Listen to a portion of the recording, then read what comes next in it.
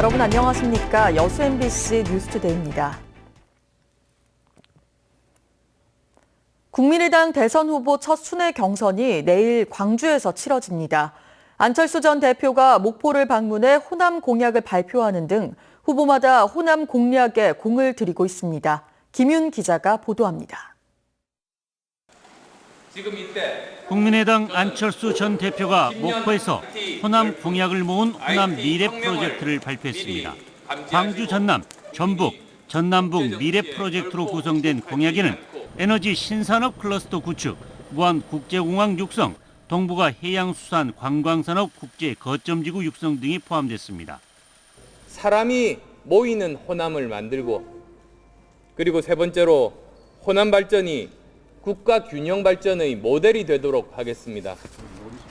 또한 정권 교체는 확정됐다며 국민들은 국민의당에 의한 정권 교체인지 민주당에 의한 정권 교체인지를 선택할 것이라며 지지를 호소했습니다.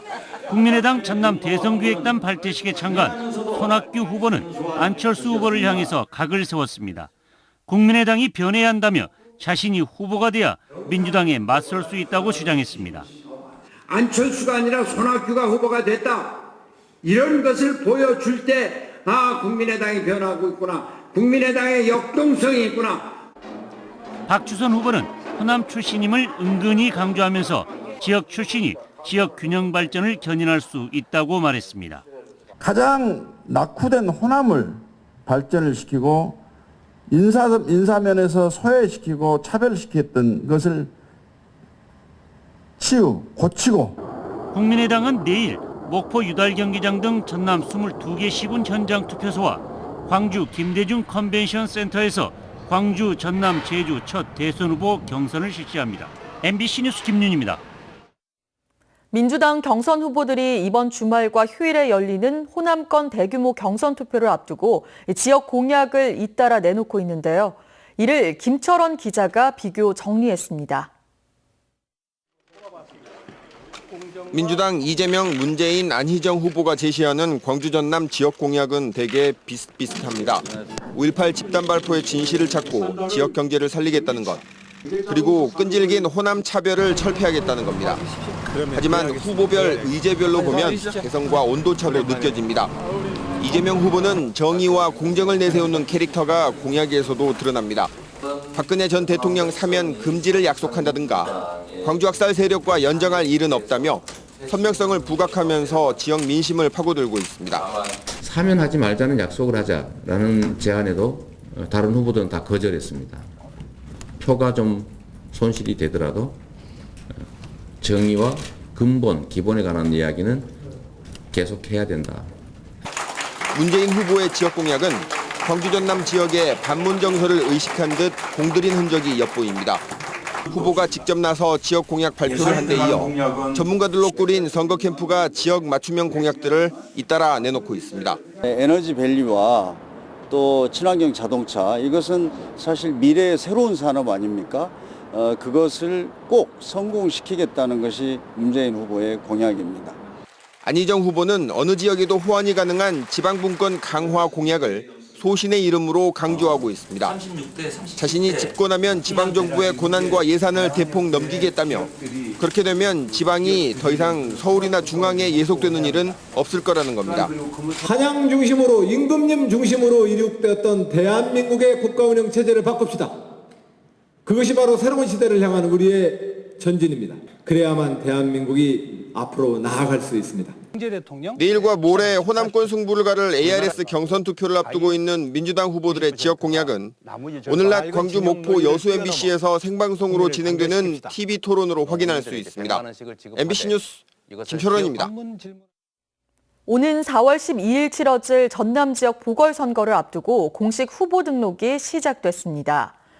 이번 보궐선거에서는 여수 나선거구와 순천 나선거구에서 시의원을, 해남 2선거구에서 도의원을 각각 뽑게 되며 정당별 공천 후보와 무소속 후보들이 어제부터 오늘까지 이틀 동안 지역별 선거관리위원회 후보 등록을 하게 됩니다. 후보 등록이 마무리되면 오는 30일부터 13일 동안 공식 선거운동이 시작되며 사전투표는 다음 달 7일부터 8일까지 지정된 투표소에서 진행됩니다. 많은 분들이 세월호 참사를 각자의 방법으로 기억하고 있을 텐데요. 세월호 3년의 기억을 모은 전시가 5.18 민주화 운동 기록관에 마련됐습니다. 이미지 뉴스 리포터입니다. 평범한 돌 계단에 세월호 희생자를 추모하는 시집이 놓였습니다. 사람들은 시집 속 희생자의 이름과 자신의 이름을 나란히 쓰면서 기억하기로 했습니다. 세월호 참사 후 3년, 이를 기억하고 알리기 위한 기록들이 5.18 민주화 운동 기록관에 모였습니다. 개개인이 가지고 있는 어떤 그런 기억이나 기록들을 다수의 사람들이 서로 공유할 수 있다면 차후에 그게 공동체의 기억이 되고 공동의 역사가 될 수 있는 밑거름이. 이번 전시의 특징은 시민들이 함께 만들어가는 전시라는 겁니다. 기억을 공유하고 싶은 관람객들은 이 빈 공간에 물품을 전시할 수 있습니다. 또 피해자들에게 위로의 편지를 보내거나 참사 당일에 겪었던 개인의 심경, 경험들을 다른 시민들과 공유할 수 있습니다. 세월호의 고통을 함께 짊어진 시민들에게 3년의 기다림 끝에 이루어진 세월호 인양은 진실을 기억하는 또 다른 시작입니다.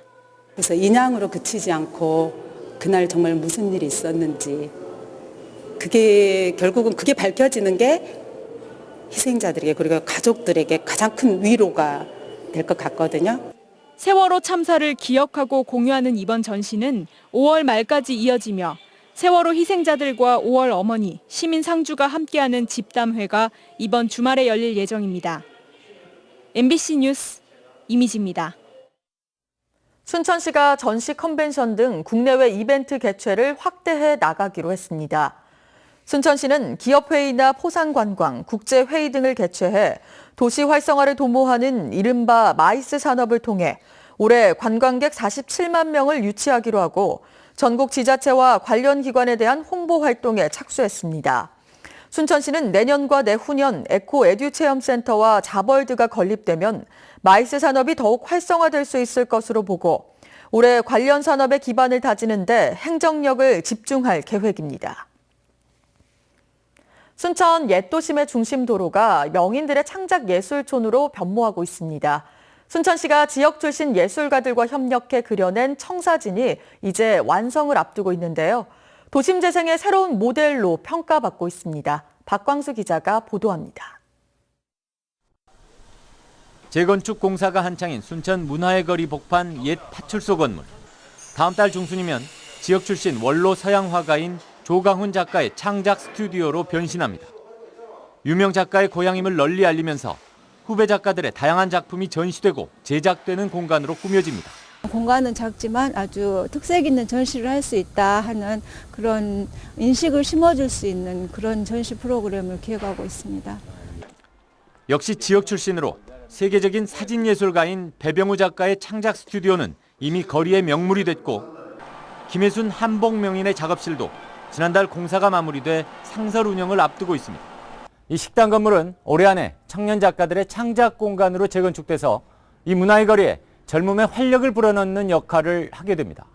도시재생 차원에서 그런 청년이나 학생들이 이 원도심의 빈집을 활용한 공간 안에서 다양한 문화예술 활동을 할 수 있도록 이른바 스타 마케팅을 활용해 전국 각 분야 예술가들의 사랑방으로 자리매김한다는 전략인데 도심 재생의 측면에서도 전국적인 주목을 받고 있습니다.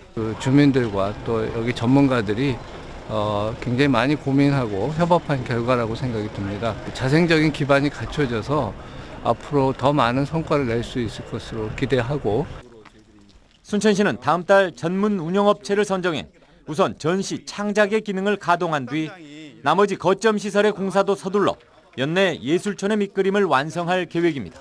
MBC 뉴스 박광수입니다. 광양시의회가 논란이 됐던 예술고 신축안을 상정해 학교 설립에 숨통이 트이게 됐습니다. 광양시의회 총무위원회는 그동안 3차례 부결시켰던 창의예술고 관련 신축안을 어제 본회의에 상정시키고 오늘 최종 의결을 앞두고 있다고 밝혔습니다. 학교 신축 금액은 광양시가 제출한 20억 원보다 15억 원 줄어든 5억 원으로 확정됐습니다. 광양시는 도교육청과 합의해 당초 커뮤니티 센터 리모델링을 통한 예술고 설립에서 신축 쪽으로 전환해 관련 안건을 의회에 제출했지만 예산 부담이 크다며 3차례 부결시켰습니다. 의료계 불법 리베이트 사건에 연루된 경찰 고위 간부에 대해 검찰이 어젯밤 구속영장을 청구했습니다. 의약품 도매업자로부터 뇌물을 받은 혐의인데요. 정작 앞서 이뤄진 경찰 조사에서는 무혐의 처분을 받았습니다. 보도에 문영철 기자입니다. 광양경찰서장 48살 서모 총경에 대해 검찰이 어젯밤 뇌물수수 혐의로 구속영장을 청구했습니다. 광주지방검찰청 특수부는 그제 저녁 광주의 한 식당에서 서 총경을 체포해 조사를 벌였습니다. 서 총경은 지난해 의료계 불법 리베이트 사건을 수사하는 과정에서 수사 편의를 제공하는 대가로 의약품 도매업자 A씨로부터 수백만 원을 받은 혐의를 받고 있습니다. 당시 서 총경은 광주지방경찰청에서 수사과장을 맡고 있었습니다. 지난해 12월 광양경찰서장으로 자리를 옮긴 서 총경은 취임 석 달 만에 대기 발령됐습니다. 저희들도 지금 내용은 잘 지금 모르고 있습니다. 새로 바뀐다는 공문만 받았으면 뭐 구체적인 사연은 없고요. 앞서 해당 사건을 수사한 광주지방경찰청은 의약품 납품을 대가로 불법 리베이트를 받은 병원장 등을 지난달 기소 의견으로 검찰에 송치했습니다. 당시 서 총경은 사건의 핵심 인물인 A씨와 부적절한 자리를 가져 수사선상에 올랐지만 경찰은 대가성이 드러나지 않았다며 무혐의 처분했습니다. 하지만 사건을 넘겨받은 검찰은 추가 조사를 벌여 서 총경의 뇌물수수 혐의를 포착한 것으로 알려졌습니다. 서 총경의 구속 여부는 오늘 결정될 예정입니다. MBC 뉴스 문형철입니다. 여수시가 다음 달 4일까지 웅천야영장 정비에 나섭니다. 여수시는 연간 5만여 명에 달하는 웅천 친수공원 야영객들의 편의를 위해 다음 달 4일까지 정비에 들어갑니다. 웅천 친수공원 야영장은 목재데크 45개, 노지면에 25개 등 모두 70개의 텐트를 설치할 수 있는 도시명 친수공원으로 자리 잡고 있습니다. 지속적인 가격 하락과 대중국 수출 물량 감소로 공유자 산업이 어려움을 겪고 있습니다. 오늘은 물살이 약해진다는 소조기의 마지막 날인데요. 지난 밤 사이에도 진도 부근 해역에서는 낮은 파도 정도만 일었습니다. 지금도 0.5m 안팎으로 잔잔하고요. 바람도 강하지 않은 상태입니다. 오늘 종일 구름 많다가 오후 한때 비가 조금 올 뿐 날씨로 인한 큰 불편은 없겠습니다.